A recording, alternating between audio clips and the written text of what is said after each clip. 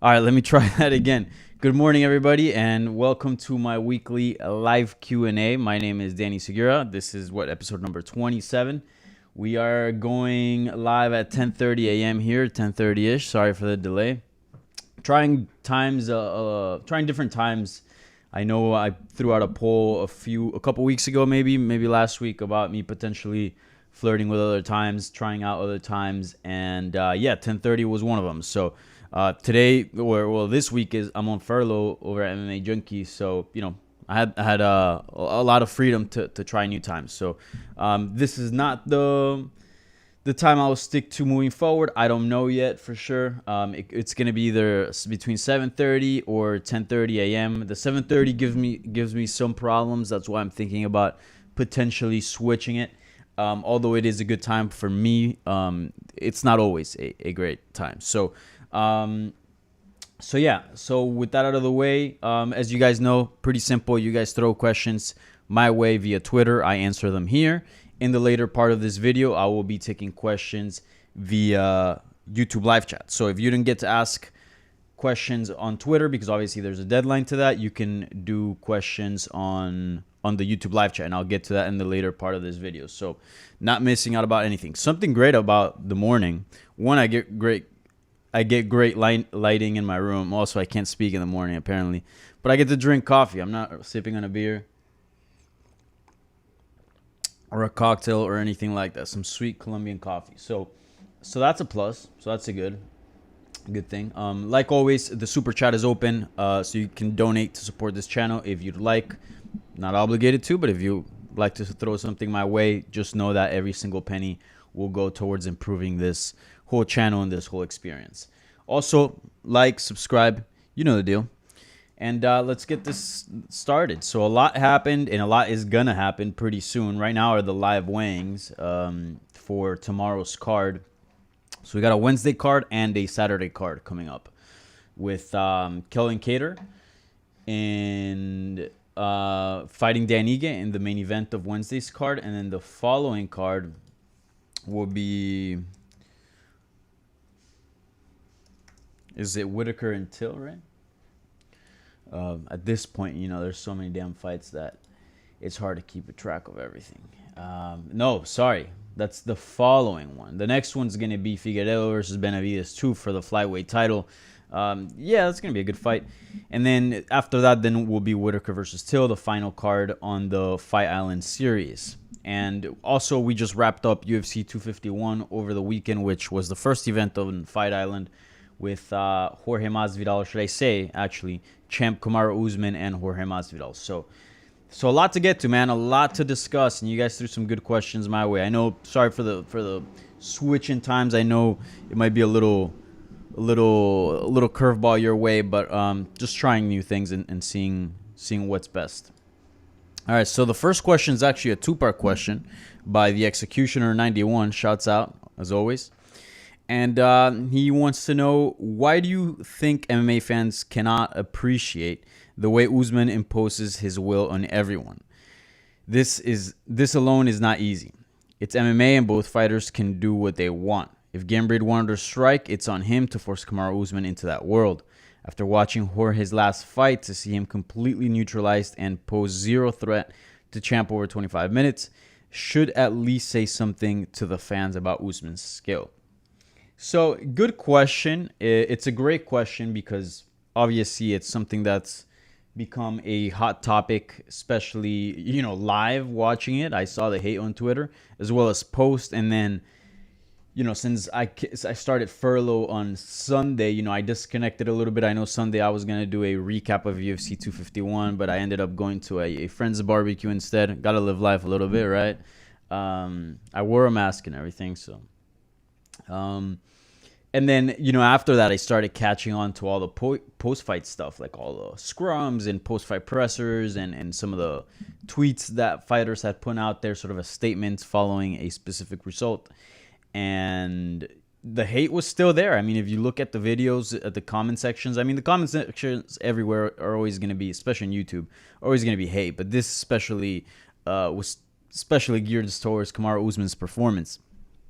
And So yeah, it's a great question, and one that like I'm not gonna take the stance because I feel like the regular stance, and I'm not doing this just to be like hipster or contrary, but most media members were like very much the sentiment that you're expressing, executioner 91, which I don't necessarily disagree with, but most fans are like, or not fans, most media members are like, oh, that was an amazing performance. Oh my God, so dominant, so great. Like, put some respect on Usman. Like, what the hell? This was amazing. Why are you booing? Why are you hating this, and that? And like, I agree with all that. I think Usman is a fantastic fighter. He's the best welterweight right now, currently in the planet. So, very much respect what he's done, his skill set, and how he carries himself as well.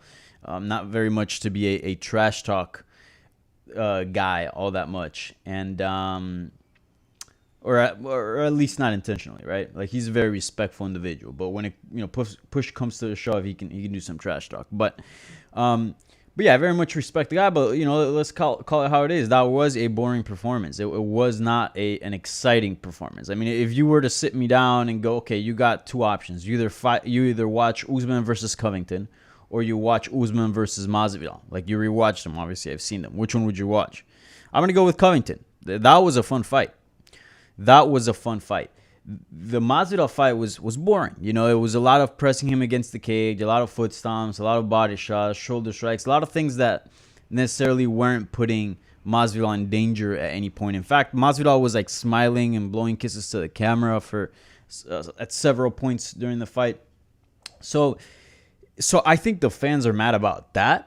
Not necessarily about like his skills. I think if you're a real fight fan, if you're someone that knows about fighting, you obviously know and respect and you could admire Usman's skills and recognize that he's a very, very talented fighter. But that was a boring fight. That's the truth. I mean, with the whole BMF added element to the fight, right? With Masvidal, what he brought, all that street, the little bit of trash talk that those two have had. They've gone on each other's faces before, remember? This again, and that's the promotion. That's part of the promotion. The promotion selling like, oh, look at these rivalry, this bad blood, these two guys hate each other, this and that. So that's the promotion side of things. So it obviously hypes things up to whereas people think that it's going to be some crazy fight and there's so much bad blood. But at the end of the day, and I also addressed this on my last live Q&A where somebody asked me, oh, do you think Usman is going to try to chase clout and strike with Jorge Masvidal just to prove a point and to like go out there and make things exciting? And I said no. I mean, if he does, is because he thinks he can have an edge there. But I don't see him doing any of that. He's going to do whatever he needs to do to win. And that's exactly what he did. And that's exactly what his job is as a champion, to defend the belt the best way possible. And that was the best way possible, right? With the least risks. I'm sure he could have done a little bit more striking and still won, maybe. But you open up for more risk. So he did what he had to do. But that was a boring fight. Let's call it how it is. So, like, it ain't going to bring you much attention as far as from the fan base, especially the casuals watching. I don't think they're gonna tune in to watch a second title fight, maybe, but it certainly turns them off after watching something like that. But so I think that's where the hate is coming from, not necessarily about Usman's skills, and I think that hate is a little warranted. I mean, I'm not saying that like everyone should hate on Usman and Usman deserves to be hate on. No, I'm not doing any of that because I actually appreciate what we saw that night. But from a casual perspective, I mean, I get it. It wasn't a fun fight. And I also tweeted this after the fight because somebody was kind of mentioning the criticism, right? Like, oh, he didn't really do anything. He wasn't advancing positions. He wasn't looking for finish. And I basically said that's the game. I mean, if you look at every champion in the UFC, at some point they've had a boring fight. At some point, that's just how it is. You can't have Colby Covington type performances every single time. I'm saying Usman's, right? And it doesn't. I think Usman might, because of his wrestling style, he might sort of be on the side of closer to the side of I guess boring performances, right? Because fans love striking, not wrestling. But I don't consider him a boring fighter. Like I said, he was just coming off a fight of the night performance against Colby Covington. So that should tell you something. So he can put exciting performances if the other opponent allows him to, if the circumstances allow him to, right? But in this case, having a short notice opponent in Masvidal, also with the sort of not knockout power, but with the knockout risk that Masvidal poses, right? I mean, you can ask Ben Askren, you can ask Darren Till. Of course, the champ is gonna do what he has to do to play it safe. So no blame there, but it was a boring performance. But like you said, very much like Max Holloway says, it is what it is. Like, this is what's gonna happen in MMA. Sometimes you're gonna have boring fights, sometimes you're not. Sometimes your champion's going to have an amazing performance where you're like, all right, that should be the GOAT. Sometimes it's going to be a little flat. Look at Valentina Shevchenko, right? She's looked amazing. Everyone loves her. But she's had boring title fights as well. Remember the Liz Carmouche fight? It wasn't the most exciting fight. But then she's out here also doing the Jessica I head kick KO. So, again, you're going to have a little bit of everything. To have a champion that only puts exciting fights, that's so rare to see, almost impossible. I mean, the only person that I can think that's done that at this point, at least in recent memory, would be Robbie Lawler. But that's in his genes. That man cannot have a boring fight. But other than that, champions will have boring fights because that's what happens at the high level. That's just what happens at the high level. So not blaming at all Usman. Usman did what he was supposed to do. But also, let's call it how it is. It wasn't a fun fight. It was a little boring. And that's okay. All right. Question number 2 by Terrence Leverett. Robbery. What does it mean to you? I think a lot of the media personalities think if it's a close fight, we can't call it a robbery. However, I think the fans/fighters think if I can see Max won, why can't the judges? Example, Nunes versus Valentina. Thanks, Danny. So I would actually, I think that example is probably not the best example. I know what you're trying to say, but I think you could, for most, they fought twice, right? The second fight was, I think, fairly dominant for Nunes' way from what I can remember. I mean, it wasn't like the first. The first was the one that you go, okay, Valentina can beat Nunes. And that fight, and even that fight, I didn't think it was that controversial. I mean, it was just a thing where Nunes gassed and Shevchenko started coming on late.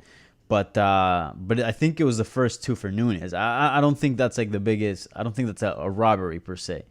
But yeah, I know a lot of people are defending the term robbery. Like, yo, it's not a robbery. You don't have the right to call this a robbery. I get it.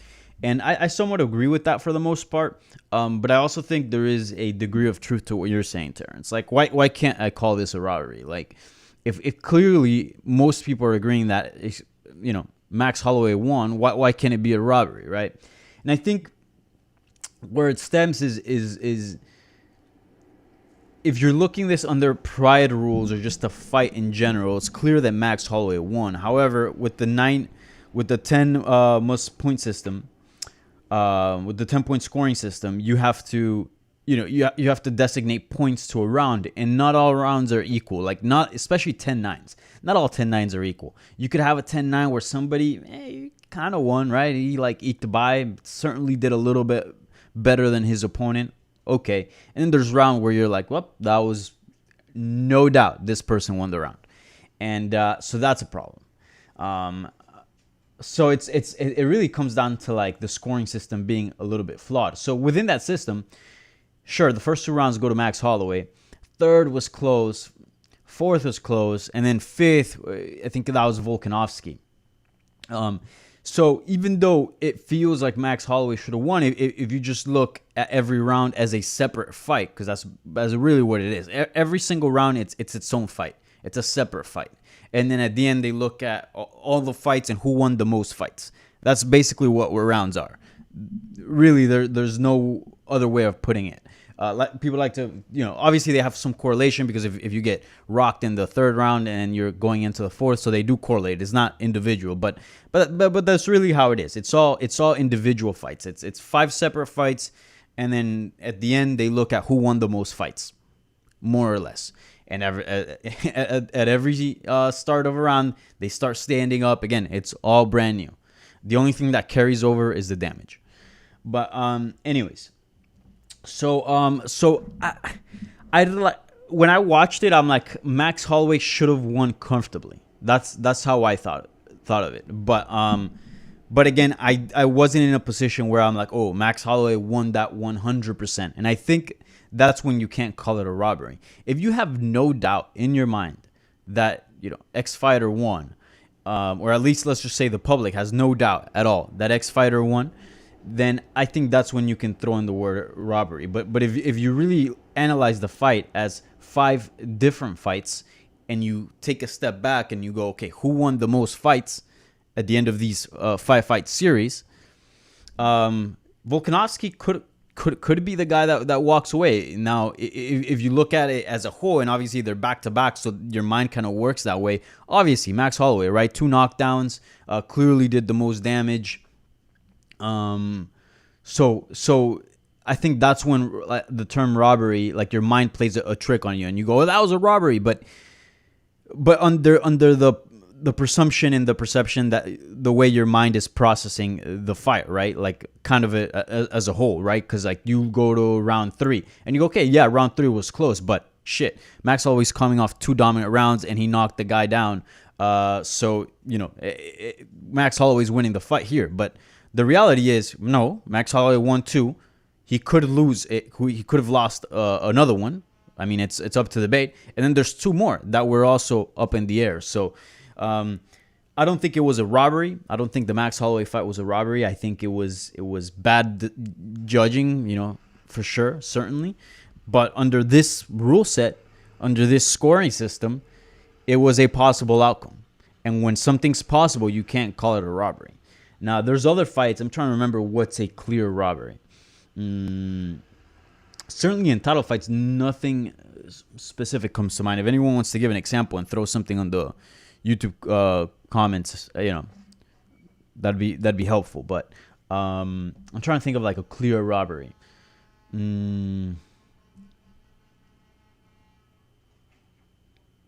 don't know. Nothing comes to mind. But there's certainly fights where you go, okay, this guy clearly dominated most of the action, won most of the fights. Whereas this instance with Holloway and Volkanovski, you could make a case that Volkanovski won most of the fights in that series. Now, did he take most of the damage? Yes. But that's not what's in play here. We're not judging that with this current point system. What this current point system is, all right, we're going to have 5 fights, and in these 5 fights, whoever wins the most comes out on top. That's basically what it is. Clearly, Max Holloway won 2 fights very strongly, and there's another 3 fights up in the air, which just happened to go the champion's way. So, very possible outcome. So, in my opinion, this was not a robbery, and you have to understand the point system in order to sort of make that distinction. Because if you just play the fight in its entirety, and let's say you just get someone that's never watched fights before, and you just sit them down and watch that, right? You don't explain to them the point system, nothing. It was obviously that it was probably obvious to them that Max Holloway is the clear winner here. But again, this is the point system that we have. All right, this is funny. Nivik, where did Usman get his black belt in foot stomping? So I know a lot of people were hating on that, like, oh, it's not doing anything, and clearly I don't think it was doing much. I don't think it wasn't doing anything. I think it was doing something, but not much. It was enough to keep him busy in the sense of, the referee not stepping in there and create separation, because at least there's some movement going on. There is some level of striking going on. And also, I'm pretty sure they hurt. So, in some sort of way, they were hurting Masvidal, or at very least, this, causing some heavy discomfort. But, I honestly thought those were kind of interesting, to be honest. I didn't really have a lot of complaints about that. And I understand the hate. Again, people want to see knockouts, and that's probably at the end of the spectrum, opposite spectrum on knockouts, right? You're not hitting the body where you can drop someone. You're not hitting the face, the jaw. You're literally just stomping someone's foot. I don't think no one's ever, gotten TKO of a foot stomp. But I thought those were interesting because those kind of faded away. If you looked at early in the UFC, not even early, even like in the Chuck Liddell eras, like right before UFC 100, like, UFC like 60 something to like 100, I would say, maybe a little less, like 80 something. Those events, you would see more foot stomps. And I remember it was very popular back then. I think some fighters still do it now, but not nearly as much. Back then, like, fighters used to paint their nails black. I remember Chuck had his nails black. Chris Lieben had his nails black. And others just painted their nails different colors as well. But that was a thing because yeah, foot stomps, and like you could easily break a nail, and then that could lead to infection and other things. So you just paint them just to get an extra coating so they'd be a little stronger. But yeah, so I was kind of intrigued by him bringing it back. I don't think they were too effective, but it was sort of a nice throwback. I don't hate him, but I think if that's the only strike that you're relying on, it's a little boring. Like I said, it was a boring performance. But again, 6 days notice, fighting someone as dangerous as Masvidal with a lot to lose, obviously being champion. I don't blame the guy. Don't blame the guy at all. All right, let's see here. So yeah, I wasn't bothered, by the foot stomps as much as others. The Seaside prediction for Jorge versus Colby, or maybe Woodley versus Colby. So that seems to be sort of the next chapter for Colby Covington, right? Because if you look at Colby right after the fight, even before this fight was booked, even before the Burns fight was booked, if you rewind before even the pandemic hit, a lot of the talk was, not a lot of the talk, but there was some talk of a potential immediate rematch with Colby Covington and Kamaru Usman. Now, how seriously the UFC took it, I don't know. How seriously the champ took it, I don't know. But I do think there was some, I'm not saying fans were claiming for the rematch, but I do think there was some sort of thing to it because it was a very competitive fight. For example, I had Colby winning the fight before the stoppage. And, he's running his mouth. Obviously, there is generally bad blood there. It was a fight of the night. So there was some cases for maybe an immediate rematch. Maybe a little bit. At least enough just to keep him in the headlines, right? At least enough just to be somewhat attached to the title picture. But, then we saw Burns had that incredible run. He got the shot. Then he tested positive for COVID, had to pull out of the fight. Now Masvidal back in.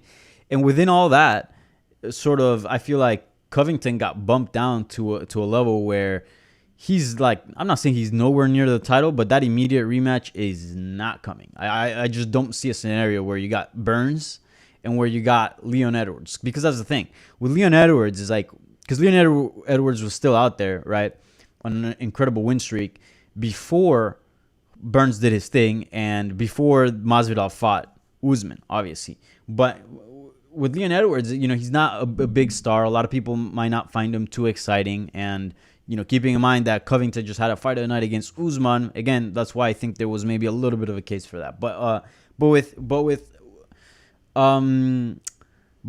Leon Edwards still in the picture, and now with Burns in the picture as well, like, it's just so hard to think of Colby challenging for the belt next. So really, if you think about his next possible fights, I think it comes down to these two. If you want to have big fights, if you want to have fights that can headline a fight night or culminate a pay-per-view or something like that, these are the next two big fights. A fight with Jorge Masvidal and a fight with Tyron Woodley. Why? Because he's got bad blood with both of them. And quite, like, the beef is quite extensive. This ain't, hey, you're a bitch, and, we just go back on it on Twitter. There's history between the two. Plenty of history between, both Jorge and Woodley. Now, the Jorge fight, I don't think that's a fight that Jorge wants. I think he feels like if in a way, I don't know. This is me sort of analyzing things. This is not what he said. But I feel like in a way he thinks I have such a big platform. And Colby is somewhat of a star a little bit, right? Like, not to his point, right? Not to be considered a star for the company. But you got to, keep in mind the guy, say what you want about his gimmick, but like the guy does have a little bit of a name in the space. Certainly among the hardcores, you know who Colby is, and around the casuals, I feel like some of them do, especially with the Trump and MAGA association, right? But so yeah, I feel like Jorge feels like if I fight him, I'm kind of putting this guy on and giving him a platform. So fuck that. Like, I'm going to Diaz rematch or Conor or something else.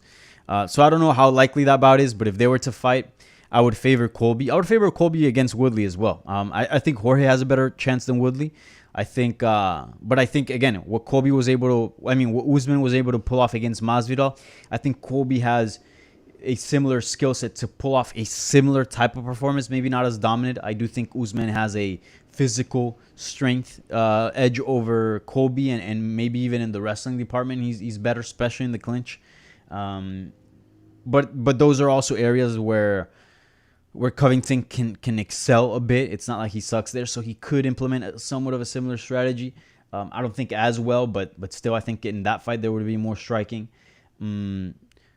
So maybe I would favor slightly Colby, but I wouldn't count out Masvidal at all in that fight. Now, in a fight with Woodley, I think Colby should have the edge. I think in the striking, he should have the edge. If he wants to pull off a Robbie Lawler type of performance where he just peppers him with the jab, keeps him at bay, keeps him at a distance, just puts hands on him so he can't load up on any punches, he can overwhelm him with volume, Woodley. And if it comes down to wrestling, I think he can out-wrestle him as well. I'm curious to see where Woodley's at. But like in the last two performances, in the last 10 rounds that he's had of fighting, he has not looked good. Not that I've lost hope, but certainly I don't have a lot of hope in him beating guys in the top 3. And I think Colby's top 3. Top 5, maybe. I think maybe towards the outside there's some guys that he could potentially beat. But we'll see. Maybe he proves me wrong and turns back the clock. But as of now, that's how I feel about Woodley. So yeah, I would go Colby in both bouts, and I think the Woodley fight is way more likely to happen than the Jorge fight. I think Jorge does not want to give Colby Covington that platform because he genuinely does not like the guy. Whereas Woodley, if you look at his most recent interviews, he kind of took a stance where it's like, yo, I just lost 10 rounds back-to-back, 2 fights. I am in no position to be calling anybody out or to, say that I deserve this type of opponent. So whoever the UFC wants to throw my way, I will fight that person. And that sounds like an attitude, willing to fight Colby Covington. And, Colby wants a big fight, and Tyron Woodley is a former champion. And that in itself, that rivalry could be a big ESPN card, right? So, or even you can throw that on a pay-per-view and beef up a pay-per-view card. So I think that's actually likely to happen next, Colby versus Woodley. And the timeline's somewhat aligned. So I see that fight happening. All right. Let's move along to the next question. A passive wokeness.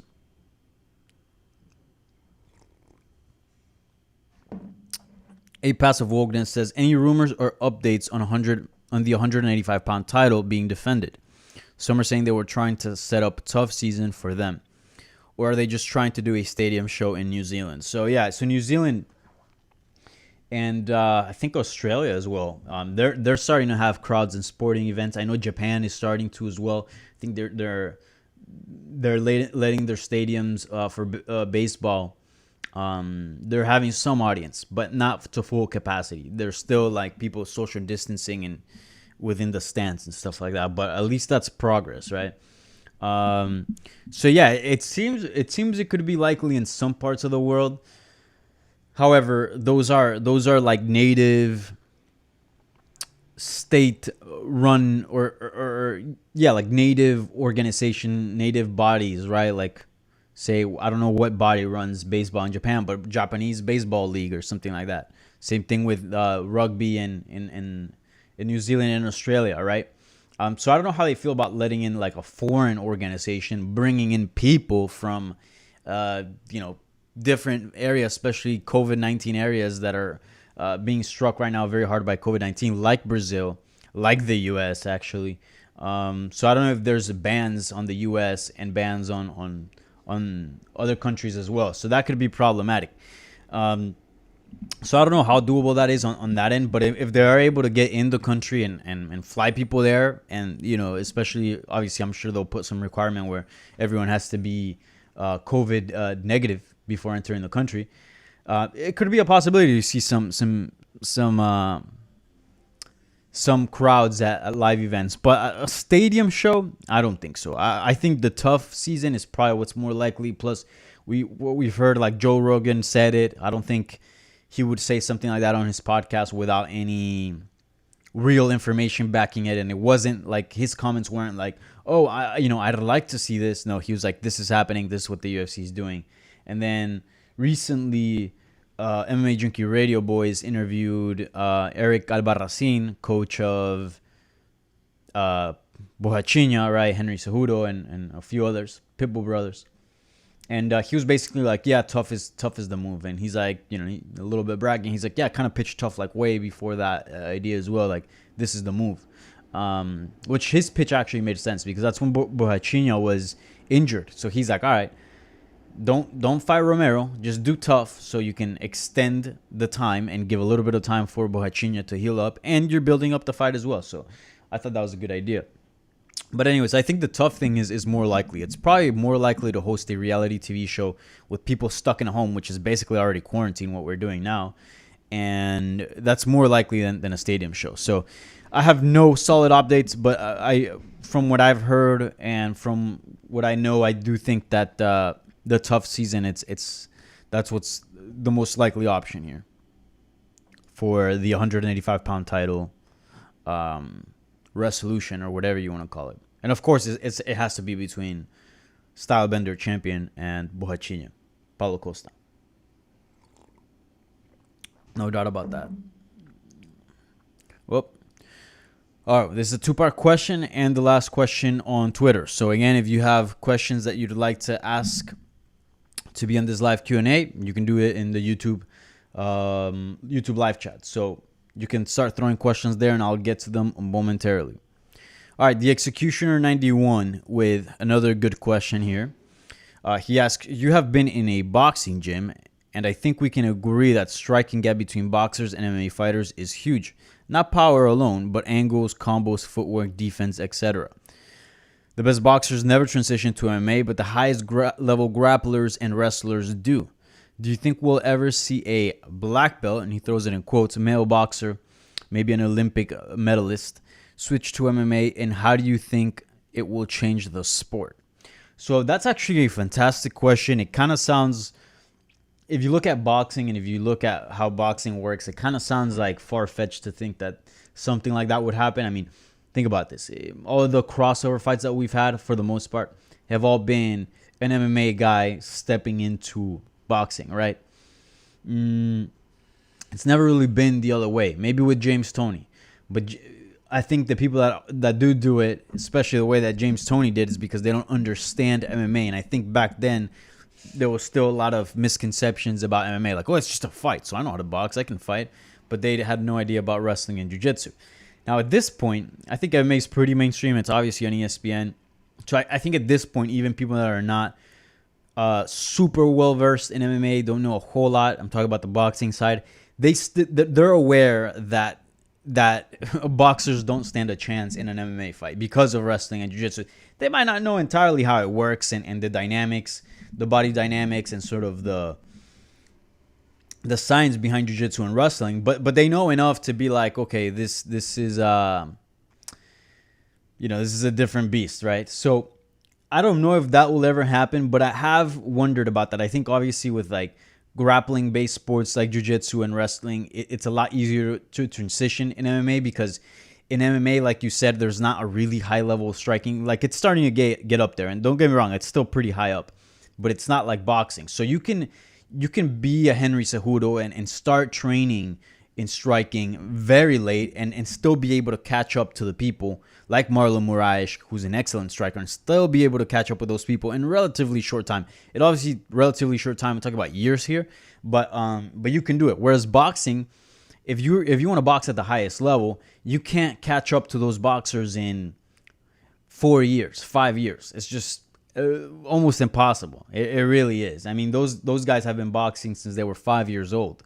So their level of technique is just so much higher. It's crazy. Now, I have wondered about that, and I think one of the big hurdles is the money. Obviously, in boxing, if you're a star, you can make a shit ton of money. Whereas MMA, you sort of have a cap because you're under the UFC, right? So I think that's going to be a big hurdle for boxers to cross over and actually try out MMA on top of them risking their reputation and all that of getting their ass kicked in MMA because it's very likely. But if the pay ever does go to a point, because certainly MMA is a very popular sport, I would say right now more popular than boxing. If it ever gets to a point where the paydays can be just as big, if not bigger, because the audience is there, I feel like we could potentially start seeing high-level boxers transition to MMA. But again, that's a big hurdle. But that's a great question, something I've wondered. So I don't know. And how would it change the sport? It would just open up sort of the floodgates. Like I feel like once that'd be done, we'd see a lot of crossovers just to make a quick buck. But again, the crossover from boxing to MMA is incredibly difficult. So I don't know if we'll see it. I don't know. Especially at a high level, I don't know. No idea. Great question though. All right, so this is the time of the program here where we take things over to the YouTube live chat and then I answer those questions there. So we got about 20 minutes left on this thing. My former roommate, Camila, she's in Colombia right now. A really good friend of mine in the chat. Hola, Cami. Shouts out to Camila. And she's asking about Hachiko. Hachiko's out here sleeping on my bed. And then she's asking about this plant that we had, Carmen. That was her name. The plant is not doing as well, to be honest, because Hachiko here decided to take a little bite off a leaf, and then I think that sort of sparked some sort of effect on the plant where the plant started dying. But since I've been working really hard on bringing it back, giving it proper water and make sure it gets light and all that, so I think it's coming back. It's doing somewhat of a comeback. Laggy in mind. I don't know if you get laggy or not. But Carmen's still alive. That's the she's a bit on a rough spot. She's still alive. All right. Amy says Colombian coffee sweet? Not coffee sweet. Obviously, coffee is bitter. But I would say Colombian coffee is it's one of the least bitter coffees, I would say. There's a lot of strong coffees out there. Colombian coffee is kind of on the mild aspect, but the taste is very good.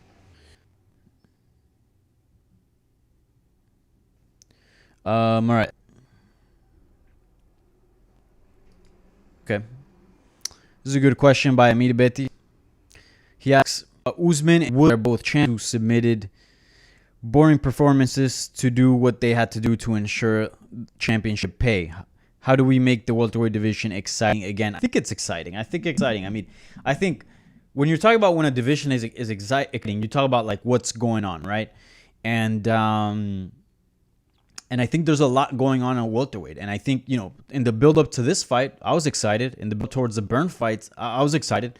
Now the performances might be as exciting, or there might be a boring performance here and there, as he said earlier in this live stream. But overall, the division's exciting. So I don't think it's about making it exciting again. I think I wouldn't agree with that. I think the welterweight division is exciting. I think it's boring when you got a really dominant champion.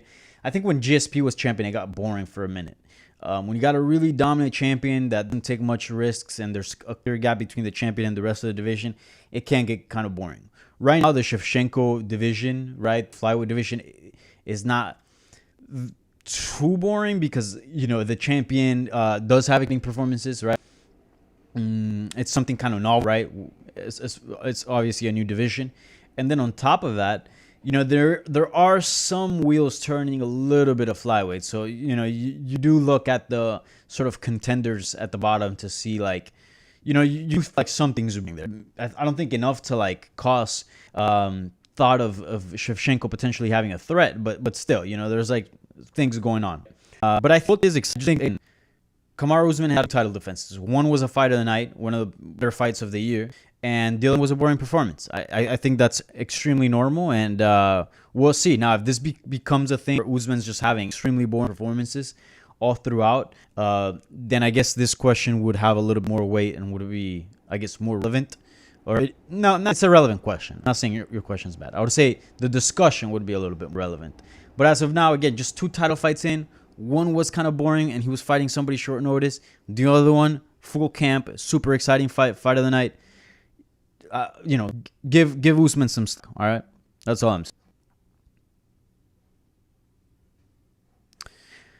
This is a great question. Yeah, Mystic Gamer. So, Mystic Gamer wants to know, why do you think Habib gets so much more love for his wrestling, for his wrestling style compared to Usman? So that's a great question, because you could actually label Habib sort of as a boring type fighter, obviously because of his wrestling. But I do think they're very different. Like if you look at Usman when he was clinching up against the cage with Jorge Masvidal, there was a lot going on there where Usman was just literally just holding him there. Really, there was no attempts to take down. There was no level change. There was no quick break just to land a big shot.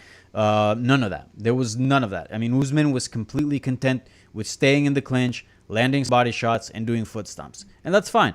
Like I said, do what you got to do to retain the belt. But Khabib, on the contrary, like, he has a goal. Like, his goal is to get TKO or submission, and you see that goal sort of be in his mind every time that he's out there fighting. So if he's shooting for a double, it's not a double to like just pin you against the cage and hold you there. No, it's to take you down. And if he takes you down, he starts advancing position. Now he might be maybe not super successful against certain fighters, and there might be a little bit of stalemates, but the path forward is there, and the movement forward is there. And I'm not saying movement forward, literally by like moving forward, but by advancing positions or causing damage, etc. He's always looking to finish the fight. Whereas Kamaru Usman's style, at least from the Jorge Masvidal fight, it wasn't like that. It was someone fighting to win rounds. And again, that's fine. It's a fight. That's what you're supposed to do. That's what the rules, invite you to do. But yeah, that's a difference. That's why Khabib gets more love. Also, Khabib outside of the cage, he's a little bit of a better personality. I think fans like him more. Send location, and he's had sort of this. A lot of MMA lexicon has come from him, and he's been in some big rivalries. He's in a very tough division, and people like that. He talks smack, and he's from this certain part of the world, and he just has like a cool persona and like a cool aura to him. Whereas Usman, he's kind of just growing into his own persona, and at least from what we've seen, to be honest, he's a little bit corny. He's not the best trash talker, but he's a damn good fighter. That's just me being real with you. But Usman's a great guy. He's a really nice guy. He might not be as great on the mic as others.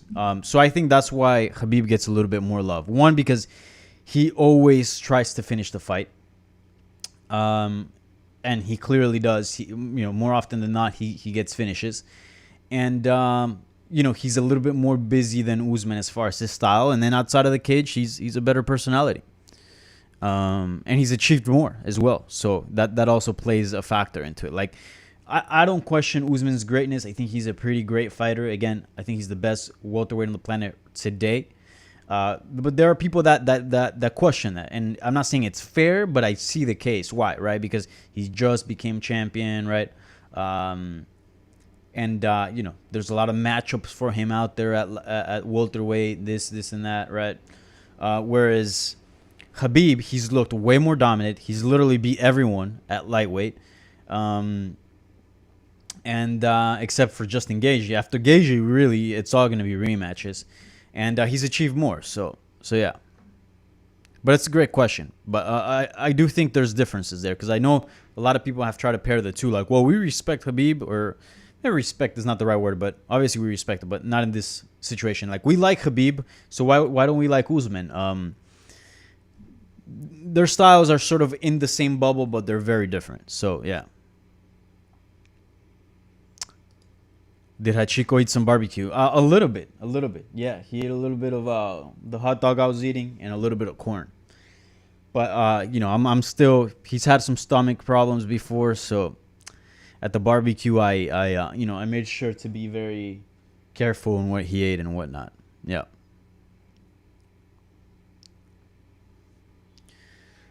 Personally, Amir Betis follows up on the welterweight question. Personally, I think GSP needs to come in and reset the division. Take the belt and walk away to free it up. Nah, I would hate to see that, actually. GSP should just stay retired. The GOAT. And then Sin MMA basically saying without saying to Mystic Gamer, it's because Khabib takes his opponents down and actually grounds and pounds them. Yep. Not only that, but again, looks for a path to a finish. Always. And again, I interviewed Jorge Masvidal once at American Top Team. And part of our discussion was, was him talking about like wrestling. And, one of his best buddies is Joel Romero. He's a great wrestler. And even Masvidal himself, he likes to wrestle. He likes to grapple. And he was explaining to me, he's like, it's not that I don't respect or like wrestling, because I love wrestling. I love grappling. But if you're going to take me down, like, beat the shit out of me. Mow me. Like, fuck me up. Ground upon me. Look to stop the fight. Don't just hold me there, because that ain't fighting. And I don't know if I fully agree with that, but I do think there's something to it. And that's very much the case here. Like, and he cited Khabib as an example. He's like, yo, Khabib takes people down and beats the shit out of them. So I respect that. But if you're just going to take me down and hold me down, like, I don't respect you. Like, that ain't fighting. And I don't agree 100% with it, but I would say there's something to it for sure. And again, that's why people like Khabib more than they like Usman. Okay, Brunson versus Silva. Jainado, that's a good one. Yeah, that Silva won that, right? It was probably like a 29-28, but it was a clear one that Brunson had won, from what I remember. I think. Yeah, that might be a good example. Amy, when do we see Robbie Lawler again? Who knows? Who knows? But, yeah. I mean, I'd like to see him back at some point. I think there's some good fights for him. I think he's kind of like Jose Aldo a little bit, like right now, whereas he clearly, obviously, he's a former champion, has a big name, big reputation in the sport, but he's not what he used to be, but he's certainly not a bad fighter. Like, he's still a world-class fighter at a world-class level. I would say, like, Robbie Lawler, if you strip him off who he is and former champion and all that, and you just put his skill set on a generic fighter, that'd be a fighter in the top 15, for sure, easy.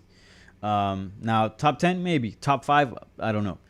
But yeah, so with that being said, put him in some fun fights. I'd like to see him back. Put him against just fun fights. That's it. No need to build him back to a contender status. Like, put him into some fun. The best matchmaking that the UFC ever did was with Matt Hughes. Again, welterweight division, when Matt Hughes was clearly a force to be reckoned with, but again, a little bit past his prime. Had already lost the belts. They gave him Royce Gracie just for fun. He beat the shit out of him. They gave him Matt Serra just for fun. Again, fun matchups, and beat him. They gave him another fun matchup, and I forgot who he beat. Renzo Gracie beat him. Again, fun matchups. And then, at that point, that's how, like, the UFC should matchmake these older fighters. Like, just put them in fun fights. Fuck it. And then if they do manage to string wins and then look good, maybe you start testing the waters with better contenders. So once he was in a 3-fight win streak, they were kind of like, okay, well, let's give him Ricardo Almeida.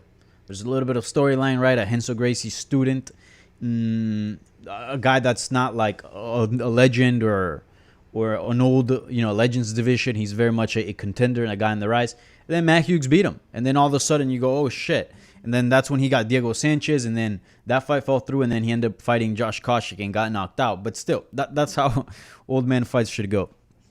Give them fun fights, and if they look good doing it, maybe you can start easing your way into contenders. Nick Good, can you wish me a happy birthday? Of course. Feliz cumpleaños. Happy birthday. Hope it's COVID-free and it's a socially distanced and masked and sanitized birthday. To many years. Thank you for tuning in on your birthday. All right, we got like 5 more minutes here.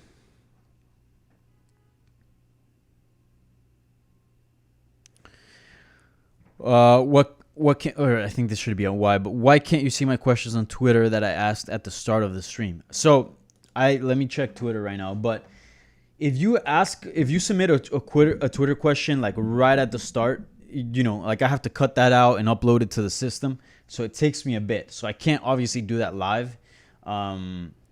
so I can't feature it on. So just for heads up, when I say last call, that's usually 30 minutes before. That truly is the last call, because after that, I cannot upload any Twitter questions to the system. But I can go on Twitter and read them. Not ideal, but I'll do that just for this one. But just know in the future to get your question in ahead of time. All right, it's pretty simple. Who should Usman fight next, Burns or Leon Edwards? In another, who deserves a title shot more? All right, so yeah, so I don't know. This has been a bit of a debate. Like, Leon Edwards has the incredible win streak, but Burns has the recency and the better wins. Like, a win over Tyron Woodley is huge. That's something that Leon Edwards doesn't have. In fact, he could have had it because the two were booked to fight, but because of the pandemic, they couldn't. So, I don't know. It's a tough one because anyone you choose, you're kind of screwing them over a little bit. And they're both deserving. I'll say that. Like, either way, like, there's no wrong answer here. Both guys deserve to fight for the belt. I would say Burns because he was supposed to fight. And again, the Tyron Woodley win is big. And maybe I'm a little biased because I'm here in the States and Burns obviously lives in the States. Leon Edwards is over in the UK. So, maybe, he's not a bigger deal here in the US, but certainly a bigger deal in Europe. So maybe there might be some bias there, some unconscious bias. I will admit that. But yeah, I think Burns, again, he was supposed to get the title shot. He's got a win over Maya. He's got a win over Woodley. Most recent wins as well. Leon Edwards was supposed to be in a number one contender fight anyways. Like, let's not forget about that. He was supposed to fight Tyron Woodley. It's not like he was supposed to get the title shot. The pandemic hit, and then he didn't get it. And then, then that'd be an issue if you're not giving it to him. You'd be screwing him over. But let's not forget here that Burns was supposed to fight for the title. Leon Edwards was not. So put him back where he was supposed to be in a number one contender fight, and put Burns back where he was supposed to be in a title fight. That's how I see it. I think you'd be robbing more Burns if you give it to Edwards than you'd be robbing more Edwards if you give it to Burns. That's how I see it. Because, again, Burns was scheduled for a title fight. Leon Edwards was never scheduled for a title fight. So do Burns Usman next. And you could do Leon Edwards versus Colby Covington, number one contender. Or who else is up there? I'm trying to think. Let me pull up the UFC welterweight rankings. Let's see.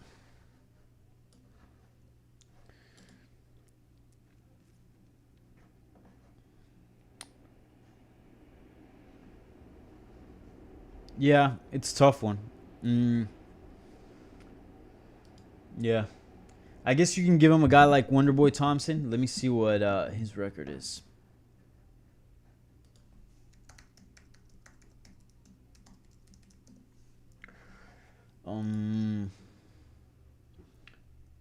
Thompson's coming off a win. I forgot about that. Yeah, so after the bad Pettis KO, he came back and pieced up Vicente Luque pretty bad. That's actually the best Wonderboy has ever looked. And Leon Edwards, that might actually be the number one contender fight. Thompson versus Edwards, and then have Burns fight for the title. I mean, look, not to hate on Edwards, because Edwards is on a 1, 2, 3, 4, 5, 6, 7, 8 fight win streak. His last defeat was against the champion, Kamaru Usman. So again, he's got all these things against him. Like, you already lost to the champ. Yes, you're on an 8 fight win streak, but your best wins are over Donald Cerrone, which is solid, Gunnar Nelson, which is solid, and RDA, which is a former champion, solid win as well. All those are respectable. But none of those are Damian Maia or Tyron Woodley. So, yeah, Burns should fight for the title next. Leon Edwards should follow. If not, give him a number one contender fight against Wonderboy Thompson. That's how the welterweight division should be matched up, in my opinion. All right, I'll take one more and bounce out. We're getting here close to the 11:30 mark a.m.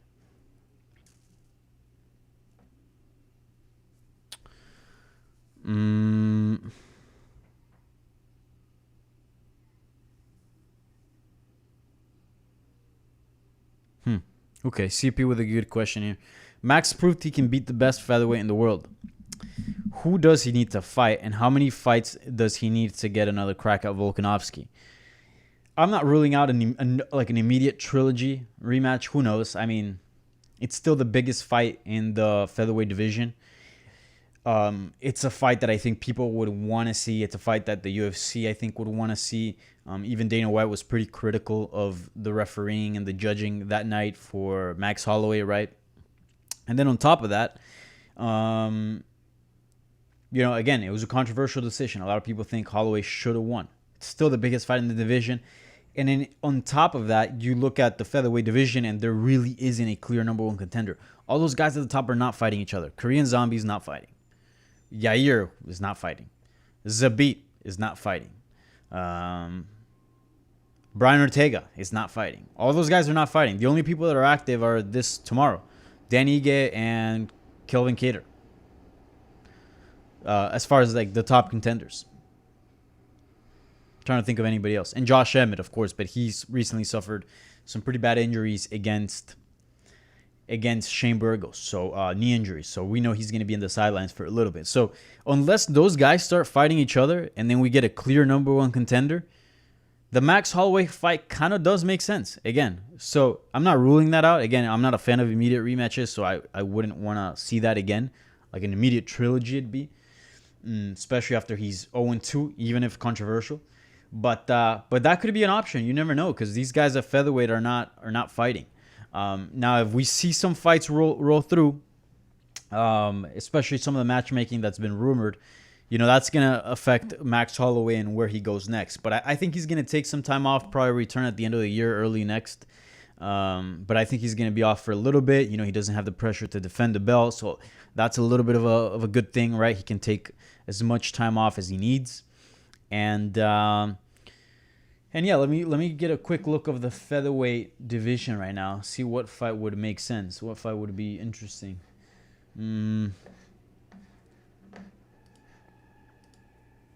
Also, I'm not ruling out a 155 move for Holloway as well. But I think if he would have lost badly to the champion, then it would have been like, okay, like try the waters at 155. But with that type of performance, we clearly know, as you said in this question, CP, that he can beat Volkanovski. He can make the right adjustments to defeat Volkanovski. So, it's definitely in play. So I'd like to, I wouldn't hate it if he stuck around at 145 pounds. As far as the rankings are concerned, I think a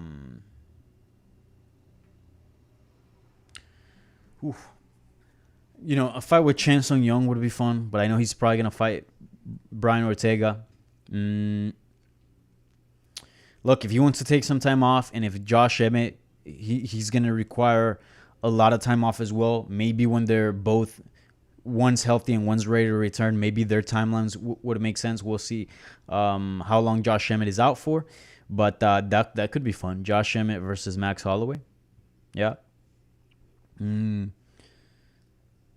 Max Holloway, Calvin Kattar, if he's successful against Dan Ige, that could be fun as well. Yeah. I'd like to see him against the top four, but again, all those people seem to be matched up at some, like, rumored to be matched up. So we'll see how everything rolls out in the next few months. I think in a month or two, we're going to find out a lot of these featherweight matchups. At least we're supposed to. And we're going to get a little bit more clarity about Max Holloway's future and where he goes next.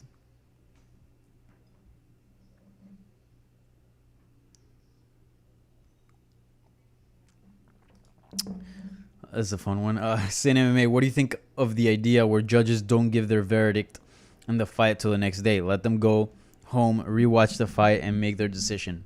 A pretty bad idea, I think.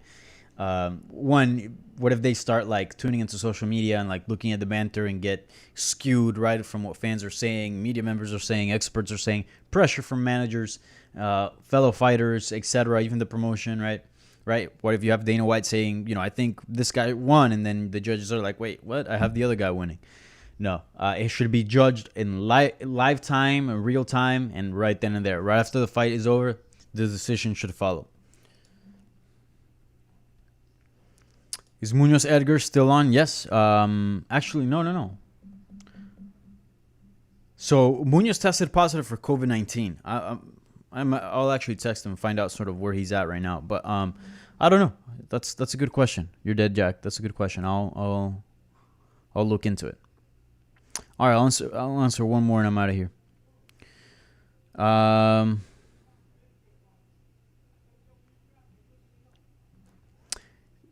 You're dead, Jack. Did you watch Volkanovski versus Holloway twice? I did.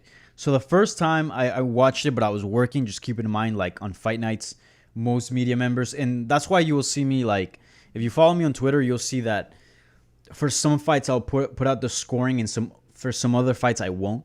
And if you think I'm just being inconsistent or I just don't care about a fight enough where I'm not judging it, that's not true.